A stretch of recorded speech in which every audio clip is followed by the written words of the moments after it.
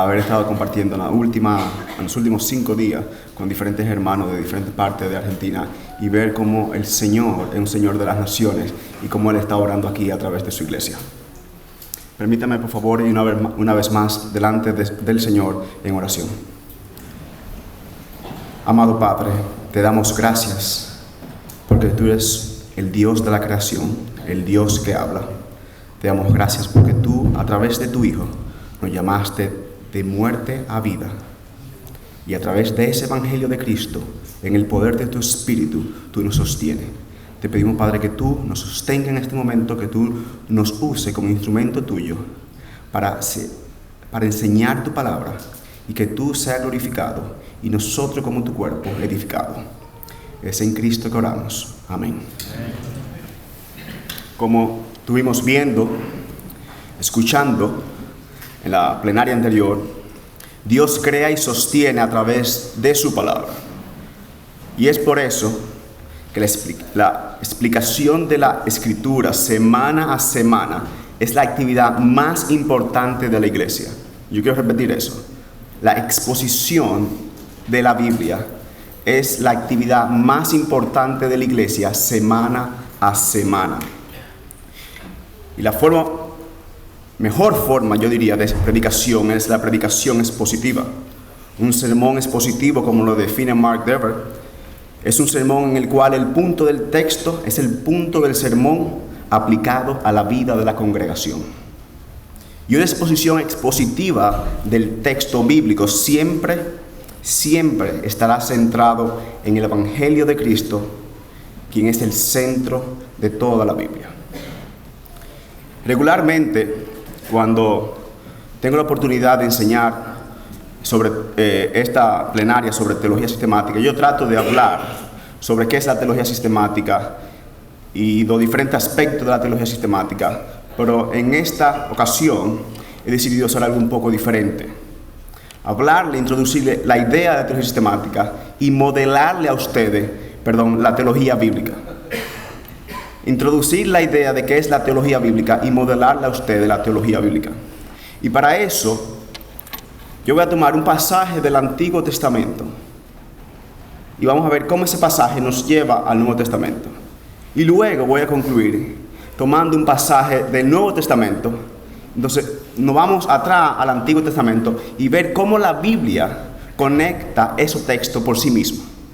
No son conexiones que yo hago de manera ligera o ficticia, sino el texto, cómo el texto me lo da. Y ver la riqueza, la cohesión, la unidad orgánica del texto bíblico. Porque el Dios que se reveló en Génesis es el Dios que habla en Apocalipsis. El Dios que llamó a Israel a través del Éxodo es el Dios que se reveló al apóstol Pablo. Y nosotros queremos entender eso y ver la riqueza y la belleza de la palabra de Dios. Y aquí la importancia de la teología bíblica, lo cual nos ayuda a nosotros a entender que la Biblia, como cada texto, se relaciona con el resto del canon. Como un texto bíblico se relaciona con el resto de la Biblia.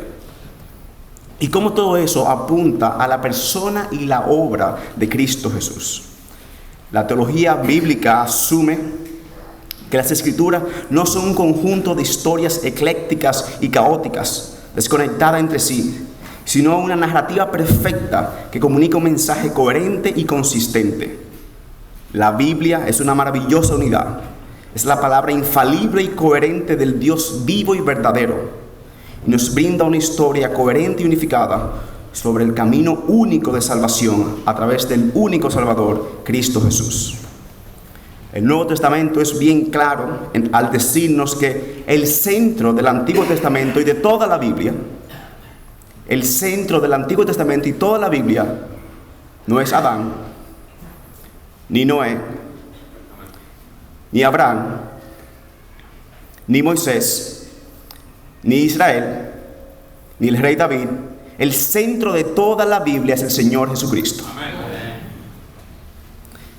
Yo le invito a ustedes que vayan en sus Biblias y que mantengan sus Biblias en esas manos, porque ambas explicaciones que voy a hacer más adelante, voy a estar haciendo referencias a diferentes textos. Yo quiero que ustedes lo vean como la Biblia lo hace. Que no soy algo que yo vengo y comparto con ustedes, sino cómo la Biblia nos enseña a nosotros sobre ella misma. Vamos a Lucas capítulo 24, 25, 27.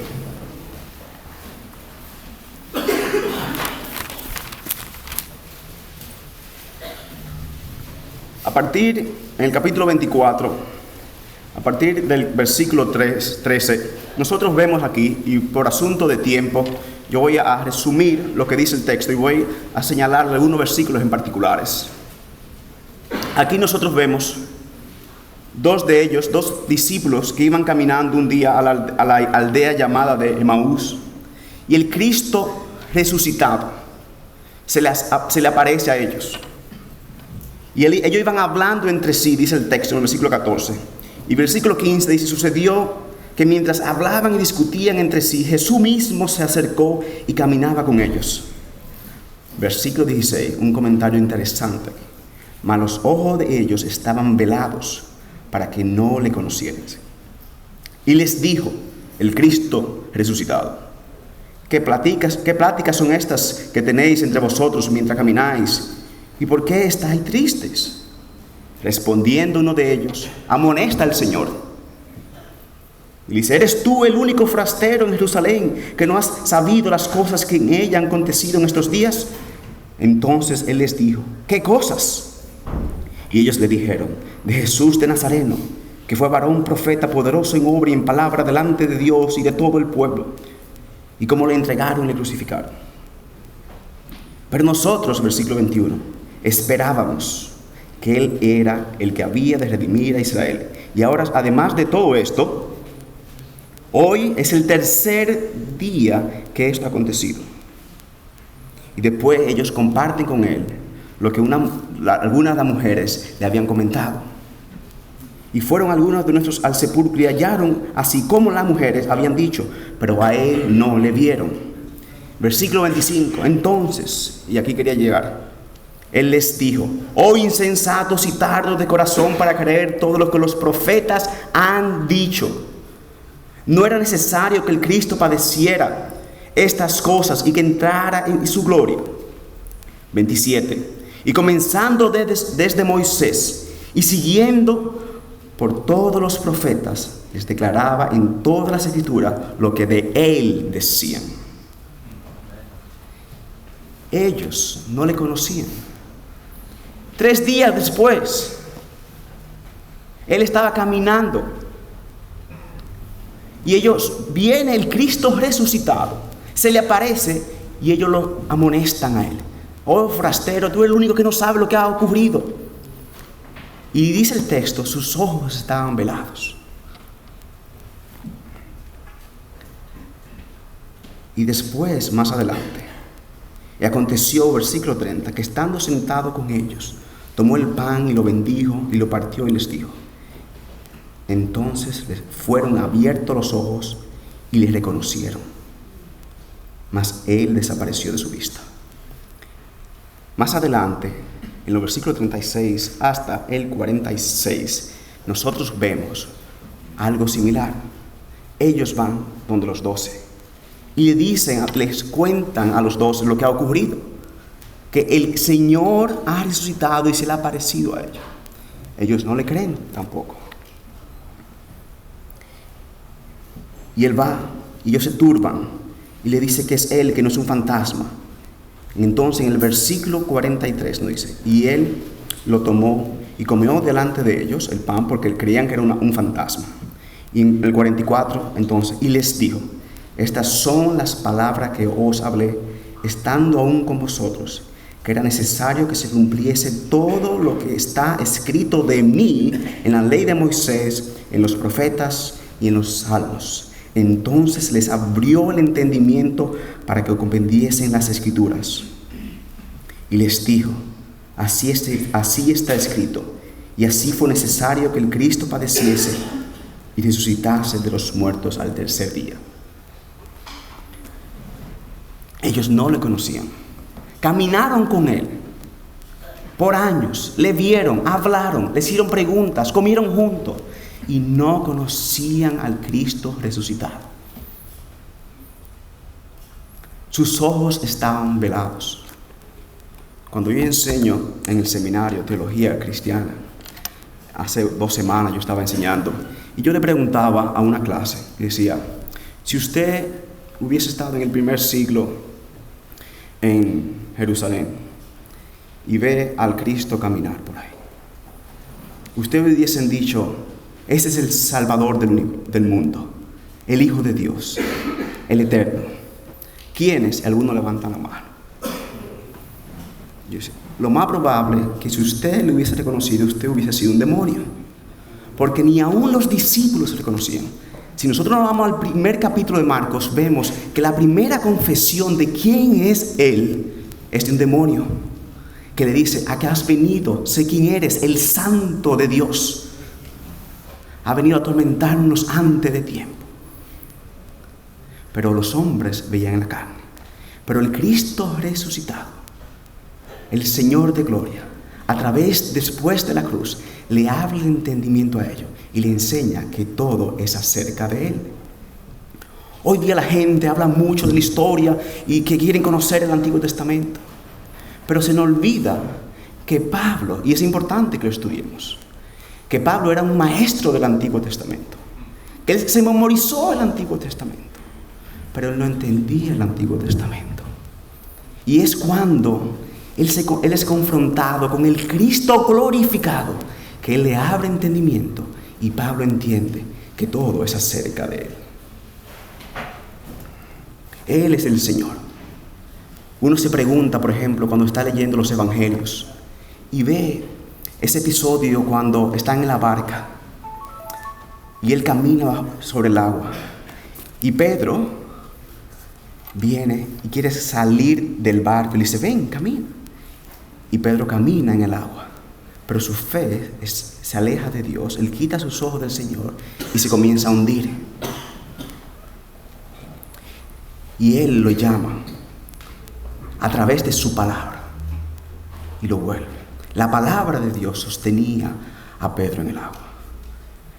Y cuando están también en la barca, en otro episodio, que vienen los vientos y las aguas turbulentas, y Él calma y reprende los vientos y las aguas. Y los vientos le obedecen. ¿Por qué? Porque ese viento y esa agua saben que el que estaba ahí era el que estaba en Génesis 1 cuando dijo, haga la luz, y la luz fue. El Señor eterno, el creador del universo en la carne, el Hijo de Dios.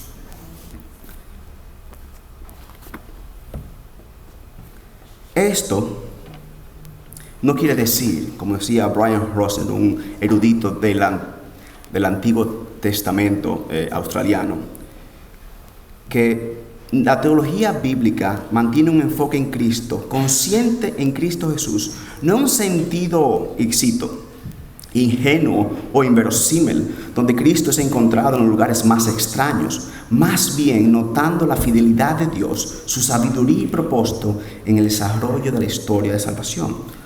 Ahora bien, con esa introducción yo le invito a ustedes que nos vayamos a Jueces, capítulo 14 y 16. Yo no voy a leer esos 3 capítulos porque tendría problemas con los organizadores del evento. Pero supongamos que yo estoy predicando acerca de Sansón, cuya historia se encuentra en los capítulos 14, 15 y 16 del libro de Jueces. Todos se acuerdan de Sansón, todos recuerdan a Sansón. Destroza a un león con sus propias manos, mata a miles de filisteos con la quijada de un burro o un asno. Sansón es el héroe de la escuela dominical de los niños. La pregunta que yo quiero compartir con ustedes es, ¿puede la historia acerca de Sansón, de cómo él derrota al león o a los filisteos, hacer que el Espíritu de Dios realmente se mueva en poder y dé vida a los que están espiritualmente muertos?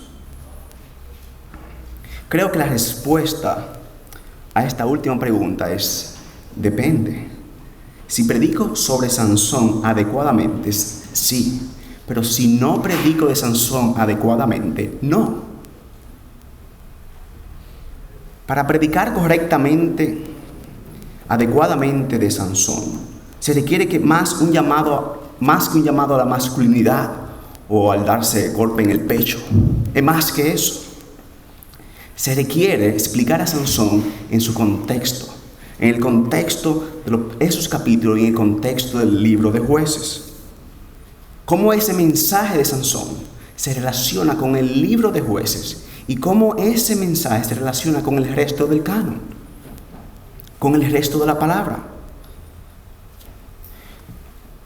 Si nosotros pensamos, vemos el orden, los Jueces es precedido por Josué. Una forma que a mí me gusta explicarlo es Josué. Dios nos muestra cómo Israel, liderado por Josué, militarmente conquista la tierra. Jueces nos muestra a nosotros cómo el pueblo de Israel es conquistado por la tierra espiritualmente a través de la idolatría. Ellos conquistaron la tierra militarmente, pero apartaron sus ojos de Dios y el pueblo espiritualmente lo conquista a ellos.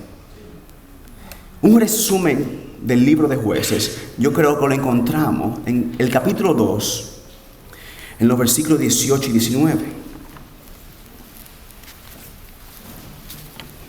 Y nosotros vemos aquí, y cuando Jehová levantaba jueces, Jehová estaba con el juez y los liberaba de manos de los enemigos todo el tiempo de aquel juez, porque Jehová era movido a misericordia por sus gemidos a causa de los que lo oprimían y afligían. Versículo 19. Mas acontecía que al morir el juez, ellos volvían atrás y se corrompían más que sus padres, siguiendo a dioses ajenos para servirle e inclinándose delante de ellos, y no se apartaban de sus obras y de su obstinado camino. Y un círculo, y es un círculo constante. Ellos pecan, Dios los entrega a una nación vecina, esa nación viene, los aflige, ellos gritan a Dios, Dios tiene misericordia, levanta a un juez y lo libera a ellos a través de ese juez. Y eso es lo que vemos constantemente en el libro. Otoniel en el capítulo 3, versículo 7, hace lo mismo. Dios los levanta, libera a ellos. Después de Otoniel, ellos se entregan a la idolatría y Dios otra vez lo entrega a una nación. Después viene Od y es lo mismo, constantemente. Es un ciclo.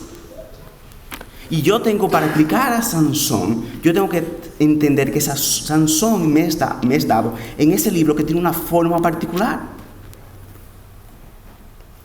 Se puede hablar de Sansón como un tipo de Jesucristo. Se puede decir que él fue un juez ungido por Dios, dotado de inmenso poder por el Espíritu Santo, que se entregaba a los enemigos del pueblo de Dios para finalmente rescatar al pueblo de Dios. También se puede plantear preguntas. ¿Qué nos enseña Sansón a nosotros de la misericordia de Dios? ¿O qué nos enseña Sansón a nosotros del pecado humano? La fortaleza de Sansón definitivamente era impresionante. Él mató a miles de filisteos. Pero cuánto más impresionante es la descripción del Cristo en el día final. Viniendo del cielo, con una espada que sale de su boca, con la cual herirá a las naciones, experimentando furor y juicio de Dios, del Dios Todopoderoso. Ese es el único juez perfecto. Cuando nosotros leemos la historia de Sansón, igual que los demás, él falla. Él es fuerte, pero también peca. El mismo Sansón necesitaba un redentor. Y todos esos grandes héroes de la fe son usados por Dios, pero todos eran pecadores. Todos necesitaban redención. Pero vino un juez que es perfecto, sin mancha, sin pecado, santo y eterno, y ese juez derrota la muerte a través de la muerte y libera a su pueblo. El gran enemigo de Israel no eran las naciones vecinas. El gran enemigo de Israel, al igual que nosotros, es el pecado nuestro. Y ese juez perfecto viene y derrota el poder de la muerte y derrota el pecado.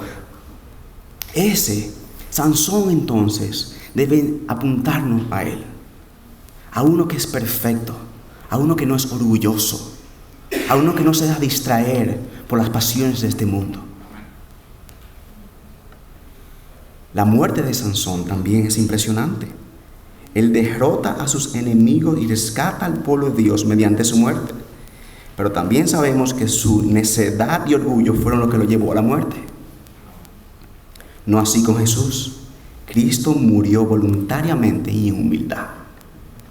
Sansón debe impresionarnos, pero no en sí mismo, sino como él apunta al verdadero juez, Cristo Jesús. En pocas palabras, un sermón expositivo sobre jueces debe ser un sermón sobre el Evangelio, no un sermón que pueda ser predicado en una sinagoga o una mezquita, sino no es un sermón cristiano. Un sermón expositivo siempre va a predicar el Evangelio, porque Cristo es el centro de toda la palabra y Él es el Señor de la palabra. Veamos otro ejemplo. Vámonos a Hebreos capítulo 7. Versículo 27.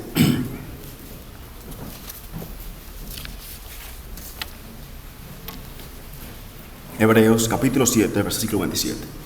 En los capítulos 7, 8 y 9, en los primeros capítulos, antes de llegar ahí, el argumento del autor del libro de Hebreos es que Cristo es superior a los ángeles, que Él es superior a Moisés, que Él es superior a todo. Que todo aquello que vemos en el Antiguo Testamento apuntaba a Él. Él es mayor que Moisés, Él es mayor que Abraham, Él es mayor que el sistema de sacrificio. Entonces en el capítulo 7 del libro de Hebreos, nosotros vemos entonces cómo, para darle el contexto del texto que voy a leer, cómo el autor está haciendo un argumento de que por qué él, Cristo Jesús, siendo de la tribu de Judá, era un sacerdote. Porque sola las personas de la tribu de Leví eran sacerdotes. Y él dice, no, porque él es de la tribu de Judá. En el versículo 7 en el capítulo 7 lo pueden leer. Pero él no es un sacerdote como los levitas. Él es un sacerdote de la orden de Melquisedec, Génesis capítulo 14. Él es uno que es rey y que es sacerdote. Él es un sacerdote mayor, un sacerdote que viene antes de que la ley fuese dada a Israel. Y cuando explica eso, también luego pasa a explicar por qué el sacrificio de él es superior al sacrificio de los levitas. En el capítulo 8 y 9 él dice que el sacerdote entraba año tras año delante del lugar santísimo a ofrecer los mismos sacrificios años por año, y haciendo memoria de los mismos pecados. Pero él entró de una vez y para siempre. Ellos necesitaban cada año entrar y ser recordado de sus pecados. Pero él, ese sumo sacerdote, perfecto y eterno, vino y entró de una vez y para siempre. Porque la sangre de macho cabrío no quita pecado, dice el autor más adelante. Pero la sangre de Cristo limpió nuestro pecado de una vez y para siempre. Por eso no necesitamos más sacrificio. Por eso cuando yo oigo a la gente, hay que hacer tal sacrificio para que... No, si está haciendo eso, no entiende el Evangelio. Cristo hizo un sacrificio de una vez y para siempre. Su sacrificio es perfecto. Cuando yo quiero hacer algo que añade al sacrificio de Cristo, yo estoy reduciendo el sacrificio de Cristo. Y eso es un insulto a Dios y una distorsión del Evangelio de Jesucristo. Leamos el versículo 27. Pero yo, para más contexto, voy a leer los 22 al 27. Por tanto, Jesús es hecho fiador de un mejor pacto. Los otros sacerdotes llegaron a ser muchos, debido a que por la muerte no podían continuar. Mas este, por cuanto permanece para siempre, tiene un sacerdocio inmutable, por lo cual puede también salvar perpetuamente a los que por él se acercan a Dios, viviendo siempre para interceder por ellos. Porque tal sumo sacerdote nos convenía, santo, inocente, sin mancha, apartado de los pecadores y hecho más sublime que los cielos. 27. Pero que no tiene necesidad cada día, como aquellos sumos sacerdotes, de ofrecer primero sacrificios por sus propios pecados y luego por los pecados del pueblo, porque esto lo hizo una vez para siempre, ofreciéndose a sí mismo. Aquí el autor está haciendo referencia al día de la expiación, Levíticos 16, ¿verdad? En Levíticos 16, ¿qué ocurría? El sacerdote venía en el templo. Solamente una vez al año el sumo sacerdote podía entrar al lugar santísimo, donde estaba el propiciatorio. Entonces el sacerdote, luego de purificar sus ropas, de ponerse una ropa de lino, una ropa en particular que se ponía ese día, él tomaba primero un animal, una ternera, y la degollaba, ¿verdad? Sacrificándola, poniendo en la mano, confesando los pecados de él como pecador y sumo sacerdote y lo de su familia. Y después tomaba 2 machos cabríos. Tomaba el primero y le ponía las 2 manos y lo degollaba, confesando los pecados del pueblo. En Levíticos ustedes verán que en ocasiones dice ponía una mano, en ocasiones ponía las 2 manos. Cuando ponía una mano, hacía de manera individual. Cuando era por las 2, era por el pueblo. Y aquí, el primer macho cabrío, él lo toma de la mano, lo degolla, y esa sangre es en representación del pueblo. De hecho, si nos vamos a Levítico 17:11, nos explica el mismo texto. Levíticos 17:11, y dice: porque la vida de la carne en la sangre está, y yo os le he dado para hacer expiación sobre el altar por vuestras almas. La misma sangre hará expiación de la persona. Aquí se presenta una especie de intercambio, donde la sangre del animal era expiada, era sacrificada por la sangre del pueblo. Era yo decir, mi sangre que yo merezco derramar por mi pecado. Romanos 6:23, la paga del pecado es la muerte. Hebreos 9 nos dice, sin derramamiento de sangre no hay remisión de pecados. Mi sangre que yo debo derramar por el pecado que yo he cometido, Dios de manera soberana dice que ellos pueden representar un macho cabrío, y ese animal representa la sangre de ellos, y él lo hacía eso. ¿Qué pasa? Después él tomaba el segundo animal y le ponía las manos y confesaba los pecados del pueblo, y dice Levítico 16,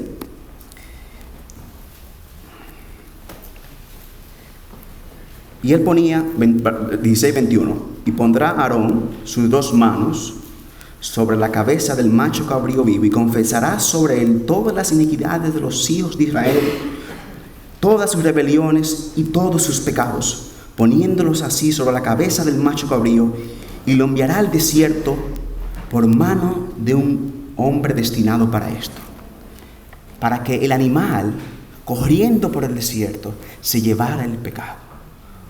El pecado de ellos era alejado, y ellos veían la culpa de ellos correr por el desierto, alejarse y siendo limpio. Pero Hebreos nos dice que la sangre del macho cabrío no quita pecado, que Dios hacía esto continuamente para enseñarle a ellos la necesidad de un mayor sacrificio. Vamos a Génesis 22.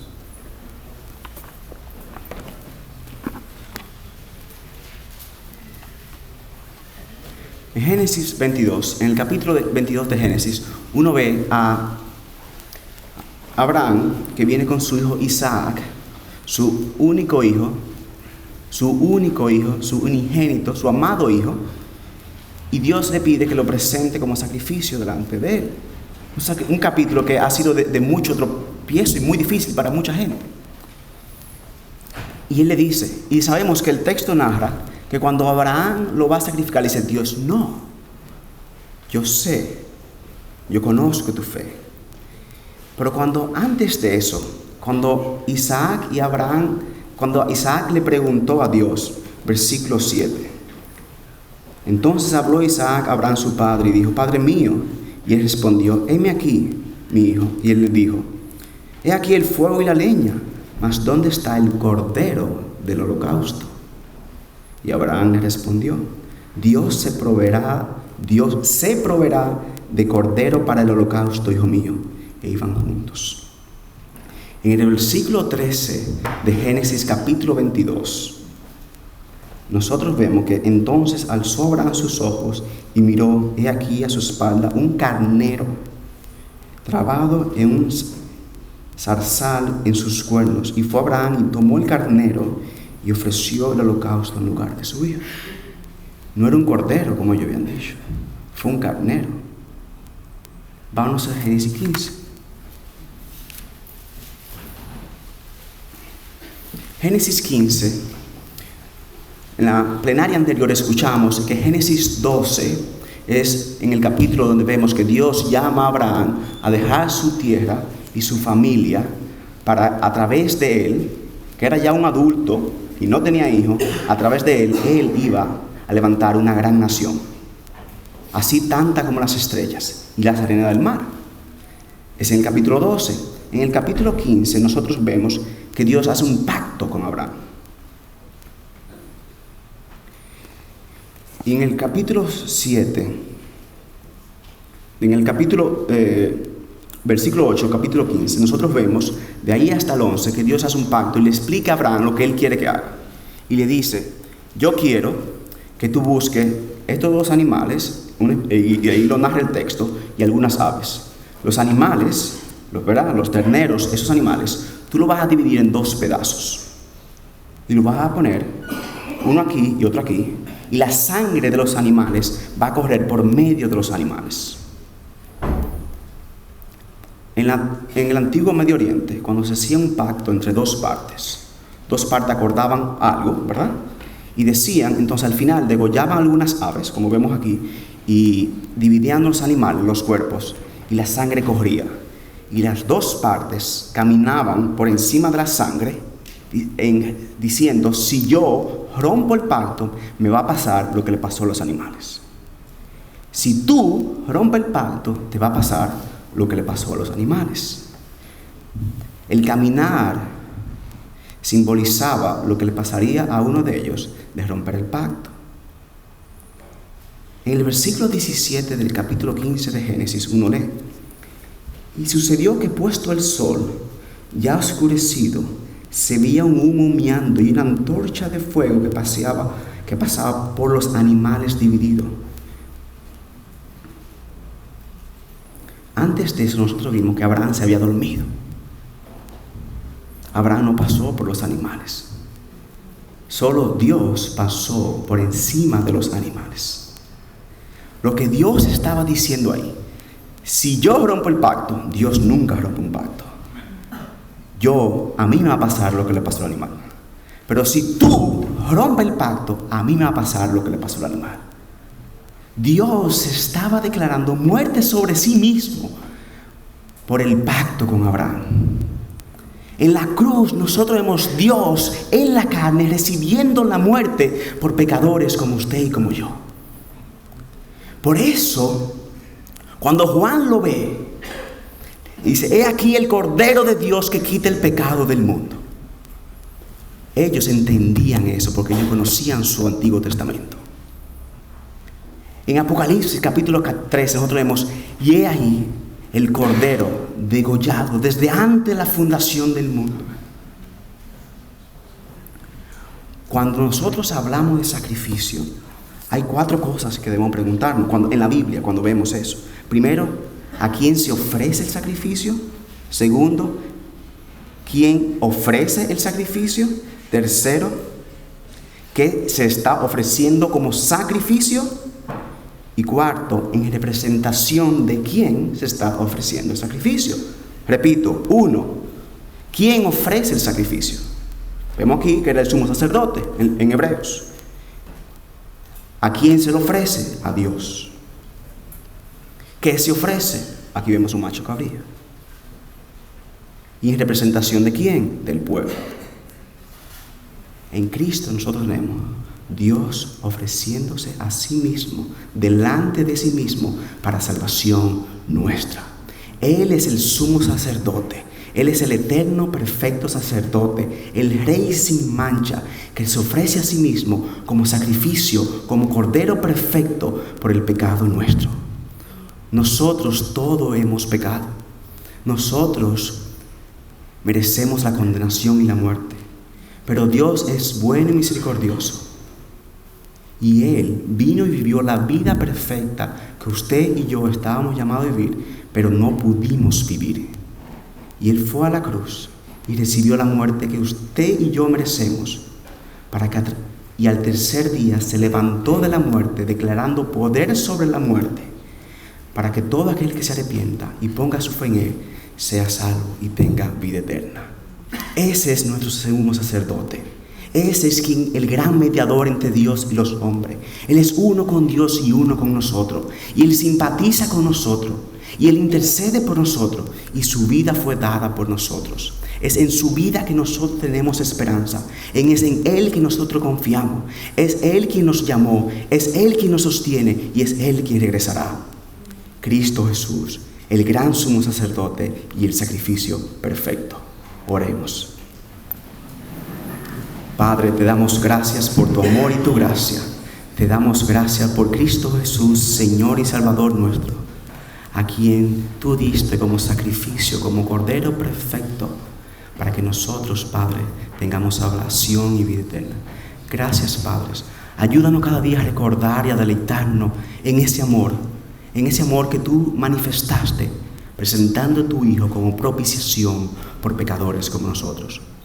Ayúdanos a atesorar tu palabra y a testificar la gracia que hemos recibido en Cristo a través de su Espíritu. Amén.